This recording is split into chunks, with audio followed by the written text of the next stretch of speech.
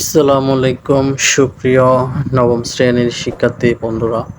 আজকে আমরা দেখব হচ্ছে অ্যানুয়াল অ্যাসেসমেন্ট 2024 এর ক্লাস 9 সাবজেক্ট ইংলিশের তোমাদের প্রশ্নের কাঠামো, তারপর হচ্ছে কত নম্বরের এক্সাম হবে, প্র্যাকটিক্যাল কত নম্বর হবে সেই বিষয়টা আমরা এখন দেখব।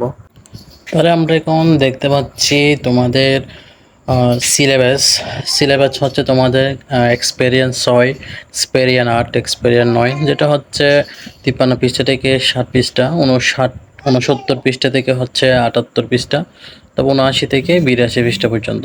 তারপর তোমাদের পরীক্ষা হবে টোটাল কন্টিনিউয়াস হবে 30%, সামেটিভ হবে হচ্ছে 70%। মানে হলো তোমরা যতই পরীক্ষা দাও না কেন, মানে 100 অথবা 120, 130 যত পরীক্ষা দাও সবগুলো ক্যালকুলেশন পার্সেন্টেজ হবে 100 নম্বরে। তোমরা যদি রিটেন 100 পরীক্ষা দাও সেটাকে কনভার্ট করে হয়ে যাবে হচ্ছে 70 নম্বরে।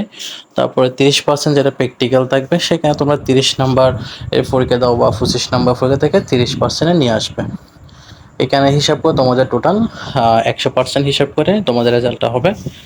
তারপর আমরা দেখবো হচ্ছে তোমাদের প্রশ্নের কাঠামোটা কীরকম হতে পারে। প্রশ্নের কাঠামো দেখা যাচ্ছে, হ্যাঁ তোমাদের প্রথমে দেখা যাচ্ছে প্র্যাকটিক্যালে থাকবে হচ্ছে 30 নাম্বার, যেখানে ওদের হোমওয়ার্কে থাকবে 10 নাম্বার, তারপর হচ্ছে শ্রেণী কাজের মধ্যে থাকবে 10 নাম্বার, একটা হচ্ছে প্রজেক্ট বা অ্যাসাইনমেন্ট লিখে আনতে হবে, যেটা থাকবে 10 নাম্বার, টোটাল 30 নাম্বার। এটাকে আবার 30% কনভার্ট করবে। তারপর এখানে তোমাদের রিটেন হচ্ছে ফুল মার্ক হচ্ছে 100, যেখানে তোমাদের প্রশ্ন হবে 100 নাম্বারে, কিন্তু কনভার্ট হয়ে যাবে 70%, মানে 70% নিয়ে যাবে। সেটা আমরা পরবর্তী আলোচনা করতেছি। এখন আমরা দেখতে পাচ্ছি তোমাদের রিডিং পার্ট হচ্ছে 35, যেখানে থাকবে এমসিকিউ 5 নাম্বার, শর্ট কোয়েশ্চেন থাকবে 5টা 10 নাম্বার, তারপর মেসিং থাকবে 5 নাম্বার, আর্গুমেন্টস থাকবে 5 নাম্বার, তারপর কমপ্লিটিং টেবল থাকবে 10 নাম্বারের। আর্গুমেন্টস কী জিনিস সেটা আমরা প্রশ্নের যেটা নমুনা প্রশ্ন সেখানে তোমাদের সুন্দরভাবে বোঝা দিচ্ছি। তারপর দেখতে পাচ্ছি আমরা অ্যাপ্রিসিয়েটিং পোয়েট্রি, মানে হচ্ছে কবিতার অংশ থেকে যেটা আমরা দেখতে পাচ্ছি, প্রথম হচ্ছে শর্ট অ্যান্সার কোয়েশ্চেন, যেখানে 10 নম্বর থাকবে। তারপর হচ্ছে আইডেন্টিফাই অ্যান্ড এক্সপ্রেশন, যেখানে আমরা মেটাফর এবং সিমিলার অ্যান্ড ইমাজিনারি কতগুলো শব্দ তোমাকে কবিতা থেকে বাহির করে লিখতে হবে, যেখানে 10 নম্বর থাকবে। তারপর হচ্ছে তোমাদের যেখানে থাকবে হচ্ছে রাইটিং এক্সপ্রেশন, যেখানে 6 নাম্বার, মানে হচ্ছে তোমার কতগুলো থিম এবং হচ্ছে আইডিয়াস, ফিলিংসও তোমাদেরকে সেখানে শেয়ার করতে হবে। তারপর আমরা দেখতে পাচ্ছি হচ্ছে রাইটিং পার্ট 35 নাম্বার, যেখানে থাকবে হচ্ছে রাইটিং প্যারাগ্রাফে হচ্ছে 10 নাম্বার। তারপর হচ্ছে রাইটিং কম্পায়ার কন্টেস্ট এসে, যেটা 15 নাম্বার থাকবে। তারপর রাইটিং এক্সপ্লেনেটরি টেক্সট, তোমাদেরকে একটা ট্যাবলের মতো থাকবে, সেখানে সেগুলো পূরণ করতে হবে, যেখানে থাকবে 10 নাম্বার। টোটালি 100 নাম্বারের পরীক্ষাতে তোমরা যত পাও না কেন সেই সংখ্যাকে 70%-এ কনভার্ট করে তোমাদের একটা নাম্বার দেওয়া হবে। তারপর হচ্ছে প্র্যাকটিক্যালের সাথে নাম্বার কনভার্ট করে যোগ করে তোমাদের একটা A+ আসবে নাকি A- পাবে, এটা কনভার্ট করবে। তারপর আমরা এখন তোমাদের যেটা নমুনা প্রশ্ন রয়েছে সেই নমুনা প্রশ্নটা আমরা এখন দেখব। প্রথমে আমরা এখানে দেখতে পাচ্ছি পার্টে রিডিং পার্ট, যেখানে থাকবে হচ্ছে প্রথমে একটা পেজেস দেখা যাচ্ছে। তারপরে পেজেস থেকে তোমাদেরকে প্রথমে A নাম্বারে মাল্টিপল চয়েস কোয়েশ্চেন অ্যান্সার করতে হবে, যেখানে 5 নাম্বার থাকবে। তারপর আসতেছে হচ্ছে writing answer to polling question 10 number. আমরা দেখতে পাচ্ছি 5টা তোমাকে পেজেস থেকে প্রশ্ন করবে, সেগুলো অ্যান্সার দিতে হবে। তারপর দেখা যাচ্ছে C নাম্বারে একটা টেবল আছে, কলাম এ ওয়ার্ড, তারপর হচ্ছে column B definition. Column A এবং কলাম বির সাথে যেখানে দেখা যাচ্ছে এখানে কতগুলো ওয়ার্ড থাকবে, যেমন নাকি প্রথম আছে হচ্ছে এক্সাম্পলারি, এটার সাথে এদিকে বি কলামের সাথে কোন কলামের সাথে মিল থাকবে, এখানে আমরা বলতে পারি এটার এই প্রথম শব্দের বাংলা অর্থটাই এখানে তোমাকে অ্যান্সার করতে হবে। তারপর আমরা দেখতে পাচ্ছি হচ্ছে 2 নাম্বার, 2 নম্বরে হচ্ছে read the following conversation complete the activity that follow, মানে হচ্ছে এখানে একটা কনভারসেশন মানে ডায়লগ দেওয়া আছে, ডায়লগের মধ্যে এখানে দুজন ব্যক্তি কথা বলেছে, তাদের কথার মধ্যে কোনটা সঠিক আর কোনটা রং সেটা তোমাকে লিখতে হবে। যেমন এখানে নিচে দিচ্ছে নাও গিভ ইউর ওপিনিয়ন, মানে তোমার মতামত দাও, কোনটার সাথে তুমি রাজি আর কোনটার সাথে তুমি রাজি নয়, এভাবে তোমাকে অ্যান্সার দিতে হবে। তারপর 3 নাম্বার আমরা দেখতে পাচ্ছি যে টেবলের কথা আমরা বলেছি, এখানে complete the polling table written effect and preventing মেসাজ in effect. যেমন নাকি আমরা যদি কলমটা একটু দেখি, এখানে কতগুলো বিষয় রয়েছে, যেমন নাকি প্রথমে হচ্ছে যে কজ মানে হচ্ছে কারণ, হ্যাকিং, তারপর হচ্ছে identify thief, online fraud, phishing, তারপর হচ্ছে ম্যালওয়্যার অ্যাটাক। এগুলো হচ্ছে কতগুলো ইন্টারনেট ভিত্তিক আমরা বলতে পারি হচ্ছে যে হ্যাকিংয়ের কাজ, যেগুলার কাজগুলো তোমাদেরকে কেন ঘটতেছে, এটার পরিবর্তে আমার কি কি ক্ষতি হতে পারে, এইগুলো তোমাদেরকে লিখতে হবে। এখানে যেমন বলা হচ্ছে ইফেক্ট আছে, তারপর হচ্ছে প্রিভেন্টিভ মেজার্স, মানে তোমার দুটাই কলাম।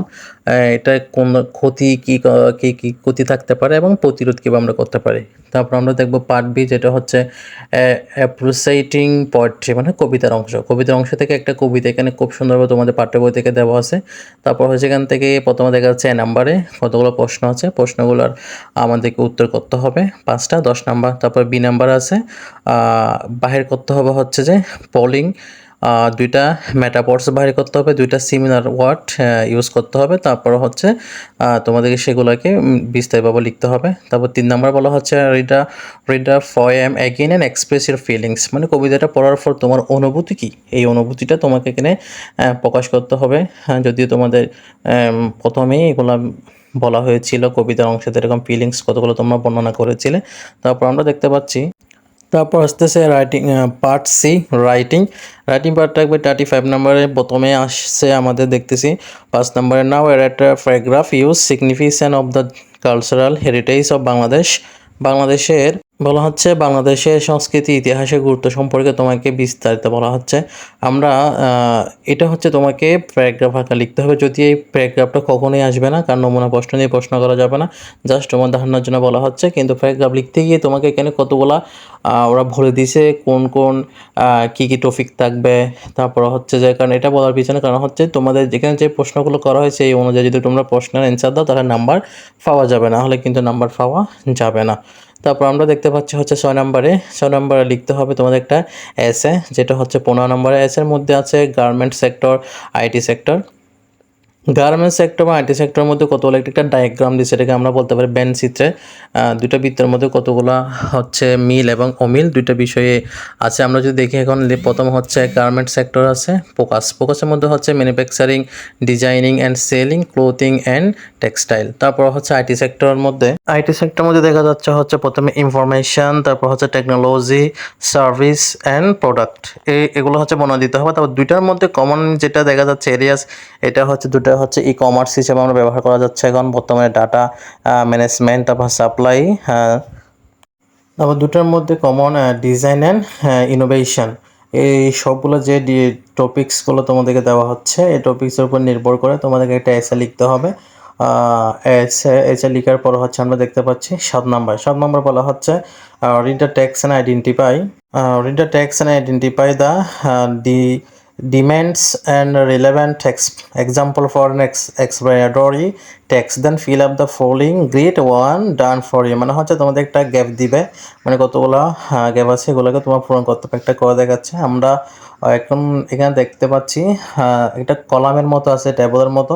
প্রথমে দিচ্ছে element of an explanatory test, তারপর হচ্ছে এক্সাম্পল ইন দ্য টেস্ট। এদিকে হচ্ছে প্রথমে দিচ্ছে কি জেনারেল স্টেটমেন্ট, তারপর এটার এক্সাম্পল হিসেবে লেখা আছে ইনসেক্ট হ্যাভ এ। এভাবে তোমাদের যে টেবলটা সেটা তোমাদেরকে পূরণ করতে যেভাবে একটা দেখা দিচ্ছে সেভাবে করতে হবে। নিচের কাজগুলো হচ্ছে তোমরা কিভাবে অ্যান্সার করলে, প্যারাগ্রাফ কীভাবে লিখলে নাম্বার 1 নাম্বার 2 নাম্বার 3 নাম্বার এভাবে পাবে। শেষ পর্যন্ত দেখার জন্য অসংখ্য ধন্যবাদ।